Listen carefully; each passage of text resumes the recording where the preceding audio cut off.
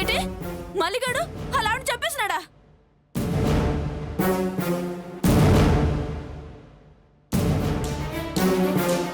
మల్లిగాడు హత్య చేయడం ఏంటి నాన్న?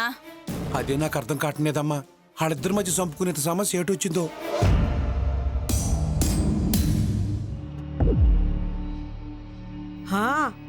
మన ఆడు మన ఇంటికి వచ్చినప్పుడు అదోలా ఉన్నాడు.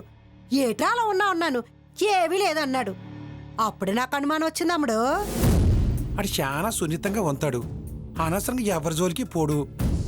ఆలోచించి నిర్ణయం తీసుకొంతాడు. ఆడి పని చేసినాడంతే నమ్మలేకపోతున్నాను. ఎన్ని సినిమాలు చుట్టలేదు, ఏంట్రా వాళ్ళ వరకు ఏముండదు.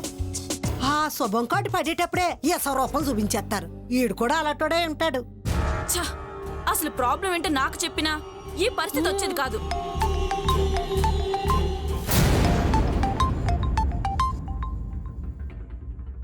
హలో హలో మేడం, నీకు గుడ్ న్యూస్.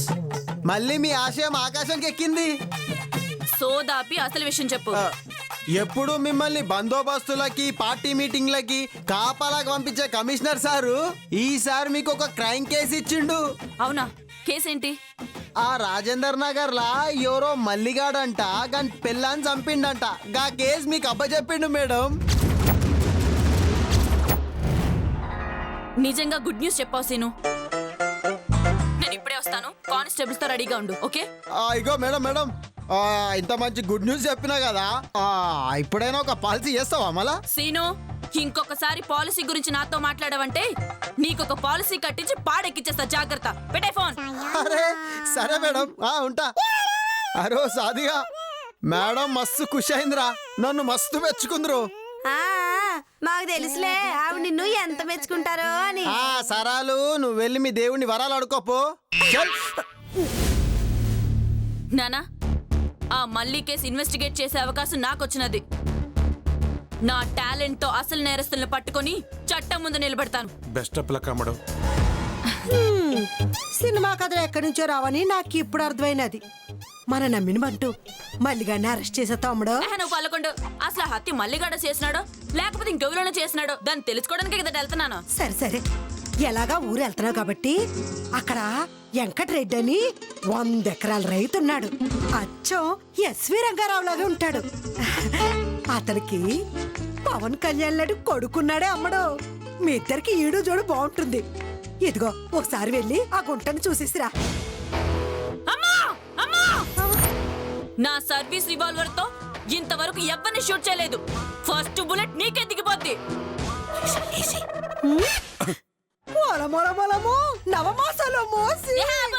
మాసాలు లేదు, సమోసాలు లేదు.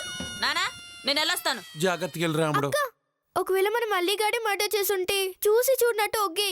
నో నో నో, తెలుగు భాషలో నాకు నచ్చని ఒకే ఒక్క పదం చూసి చూడనట్టు ఉండిపోవడం. Mind it.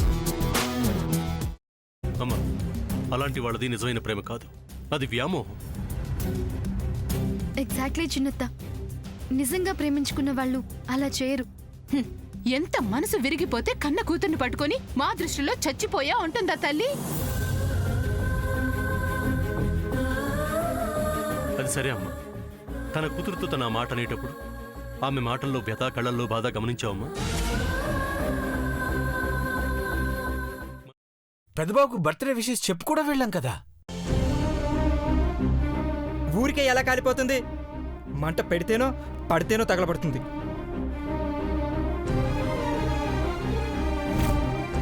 కరెక్ట్ చిన్నబాబు, నీకొచ్చినట్టే నాకు డౌట్ వచ్చింది.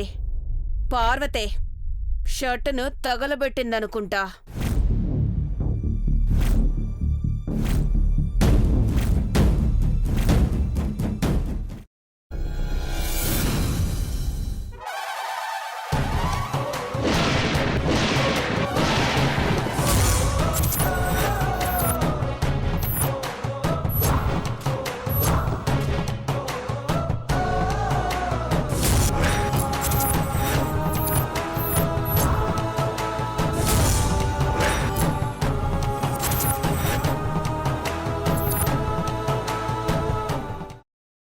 తర్వాత పొట్టు తీసేసి చాప్ చేసి పక్కన పెట్టుకోవాలి.